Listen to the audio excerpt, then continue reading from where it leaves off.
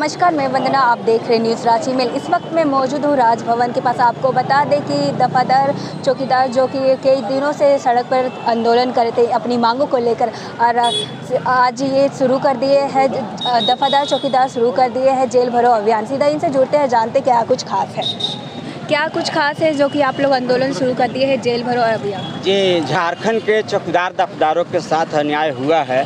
जो 2 साल से 5-6 साल सरकारी सेवा में काम कर रहे थे, वो नियमित हो गए थे। उनकी सेवा पुस्तिका खुली हुई है, उनका कटा हुआ पैसा सरकार के खजाना में जमा है और कोर्ट के ओट में इनको हटा दिया गया। कोर्ट में इनका पक्ष नहीं रखा गया और कोर्ट में साक्ष्य के अभाव में इनके खिलाफ ऑर्डर चला गया। तो हम मांग कर रहे हैं कि सरकार इनको पुनः योगदान करावे, जो भी बाधा आ रही है उसको दूर करे। हम लोगों में नियम था कि 1 जनवरी 1990 के पूर्व या बाद में जो चौकीदार सेवानिवृत्त होंगे, उनके एक आश्रित, नामित आश्रित एक बार अपवाद स्वरूप सभी नियमों और प्रक्रियाओं को शिथिल करते हुए अनुकंपा के आधार पर नियुक्त किए जाएंगे। तो 60 से 70% बहाल हो गए, करीब 25-30% बचे हुए हैं, उनके बारे में ये लोग रोक लगा दिए हैं। तो हमारी मांग है कि नियुक्ति पूर्व नियुक्ति प्रक्रिया के अनुसार की जाए और सेवा विमुक्त चौकीदारों को पुनः योगदान कराया जाए।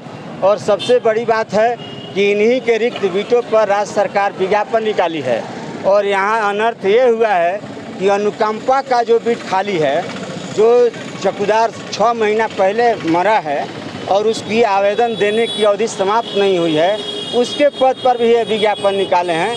तो आपके माध्यम से हम माननीय मुख्यमंत्री जी से कहना चाहते हैं कि यह आपका कौन नियम है? क्या चौकीदार के लिए ही आप नियम पलटे हैं कि और लोगों के लिए ही पलटे हैं?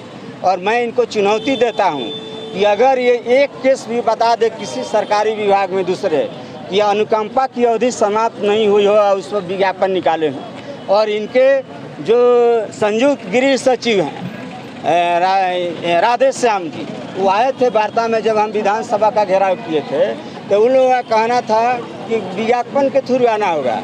तो अनुकंपा के आधार पर भी विज्ञापन के थ्रू आना होगा, ये हमारे लिए ही केवल कानून है। इसलिए हमारे साथ अन्याय हुआ है, इसलिए हम 18 दिन से आंदोलन में हैं और क्रमबद्ध हम आंदोलन कर रहे हैं।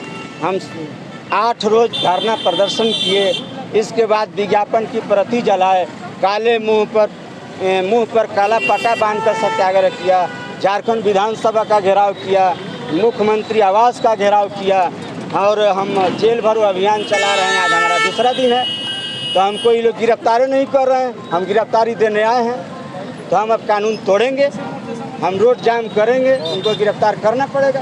ये सोचते हैं कि हम गिरफ्तार नहीं करेंगे तो नहीं चलेगा। ये सत्याग्रह है, सत्याग्रह को सत्याग्रह के हिसाब से देखना जरूरी है प्रशासन को, नहीं तो ये जनतांत्रिक प्रदेश है, देश है। इस देश में अगर जनतंत्र है और सत्याग्रह करने की आज़ादी है तो उसको समझना पड़ेगा पदाधिकारियों को। सरकार की ओर से कोई आश्वासन मिला या नहीं? जी बिल्कुल, आश्वासन उनके पदाधिकारी दिए थे। हमारे काम के लिए 2 लोग जिम्मेदार थे। एक तो माननीय मुख्यमंत्री जी हैं, इस मामले में नीतिगत निर्णय उनको लेना पड़ेगा और नीतिगत निर्णय मुख्यमंत्री ही लेते हैं, सरकार ही लेती है और पदाधिकारी उसमें मदद करते हैं।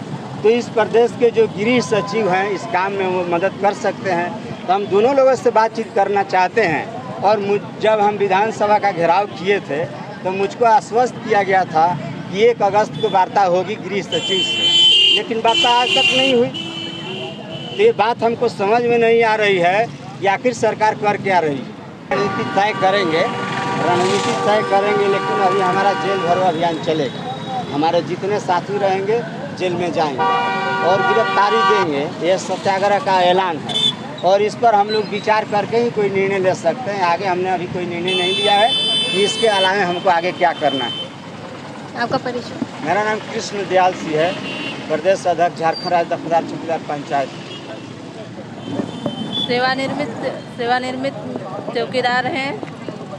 अभी तक 19 जुलाई से हम लोग धरना पर बैठे हैं, अभी तक कोई सुनाई मुख्यमंत्री नहीं आए हैं।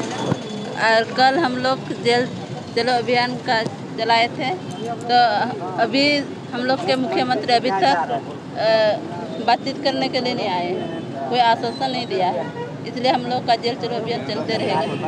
क्या लगता है सरकार आपकी बातें मांग आपकी पूरी करेगी या नहीं?